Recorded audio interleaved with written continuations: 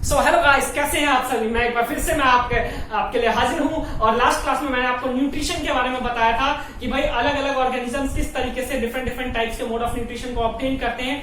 आज मैं बात करूंगा कि भाई एनिमल में न्यूट्रिशन कैसे होता है, एनिमल कैसे न्यूट्रिशन ऑब्टेन करता है, किस तरीके से वो पूरा का पूरा फूड से न्यूट्रिएंट्स ग्रैब करता है। सो देखो, एनिमल में है ना न्यूट्रिशन 5 स्टेप्स में होता है, मेजरली 5 स्टेप्स में होता है। कौन कौन से 5 स्टेप्स होंगे? सबसे पहला होगा इंजेशन। फर्स्ट स्टेप होगा इंजेशन। इंजेशन में क्या किया जाता है, जो भी फूड है ना उसको उठाएंगे, माउथ के अंदर डालेंगे, मतलब कि पिक करके माउथ के अंदर डालना क्या कहलाएगा? इंजेशन कहलाएगा। उसके बाद नेक्स्ट स्टेप होता है, जैसे माउथ में गया खाना, नेक्स्ट स्टेप हो जाएगा डाइजेशन। अब भाई खाने को पचाना है, डाइजेस्ट करना है। सो डाइजेस्ट करने के लिए क्या होता है, कुछ ऑर्गेनिजम्स में जो है डाइजेशन का प्रोसेस माउथ से शुरू हो जाता है, कुछ में जो है बॉडी के अंदर जाने के बाद होता है। सो हम क्या करते हैं बेसिकली डाइजेशन में कि भाई केमिकल्स की हेल्प से, एंजाइम्स की हेल्प से वो जो कॉम्प्लेक्स फूड था ना उसको छोटे छोटे पीसेस में तोड़ देते हैं। वो छोटे छोटे पीसेस में, इतने छोटे छोटे पीसेस में तोड़ते हैं कि भाई वाटर में सॉल्युबल हो जाए, पानी में डिसॉल्व हो जाए, इतना मतलब कि लिक्विड जैसा बन जाए। ऐसा क्यों?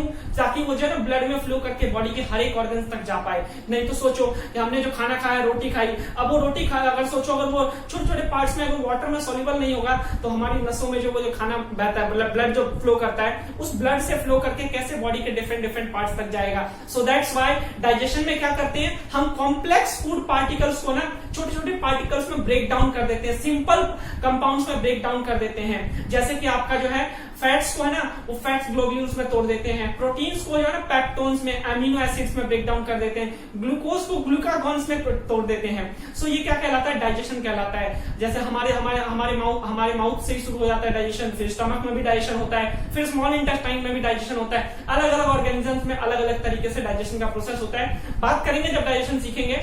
नेक्स्ट प्रोसेस होता है, अब भाई मुद्दा मान लो कि भाई डाइजेशन हो गया, हमने खाना खाया, इंजेशन किया, खाने को पिक करके माउथ में डाला, इंजेशन हो गया, खाने को हमने चबाया, डाइजेशन हो गया, अच्छे से तोड़ दिया। उसके बाद नेक्स्ट स्टेप होता है एब्जॉर्प्शन। एब्जॉर्प्शन में क्या करेंगे दोस्तों कि भाई जो भी हमारे पास फूड पड़ा हुआ है ना, उसको जो डाइजेस्ट हो गया, उस डाइजेस्टेड फूड को बॉडी के हर एक पार्ट में पहुंचाना है, ब्लड में फ्लो करवाना है। सो डाइजेस्टेड फूड को ब्लड में फ्लो करवाने के प्रोसेस को हम बोलते हैं एब्जॉर्प्शन। अब देखो, ब्लड में फ्लो करवाने से बेनिफिट क्या होगा कि बॉडी के हर एक पोर्शन में हमारा जो है फूड मटेरियल जा पाएगा, जहां से हर एक सेल जो है उससे न्यूट्रिशन ले पाएगा और बॉडी के सेल के रिपेयरिंग में, ग्रोथ में फंक्शन परफॉर्म कर पाएगा। इसके अलावा जो नेक्स्ट होता है कि भाई एसिमिलेशन होता है नेक्स्ट, कि भाई एसिमिलेशन अब क्या हो जाएगा, जो डाइजेस्टेड फूड सेल के पास पहुंचा दिया, ब्लड में फ्लो करवा दिया, तो अब उससे उस फूड्स को जो सेल है यूटिलाइज करेगा ना, एनर्जी प्रोड्यूस करेगा, उस एनर्जी से रिपेयरिंग करेगा या फिर सेल की ग्रोथ करेगा, तो उस प्रोसेस को बोलेंगे एसिमिलेशन। सो एसिमिलेशन एक बार फिर से समझो क्योंकि कई बार कंफ्यूजन रहता है। एसिमिलेशन क्या होगा? वो प्रोसेस जिसके अंदर जो है ना डाइजेस्टेड फूड को ब्लड से लेकर जो सेल है उससे एनर्जी प्रोड्यूस करेगा, उस एनर्जी का यूज करेगा सेल की रिपेयरिंग में, सेल की ग्रोथ में, उसको बोलेंगे एसिमिलेशन।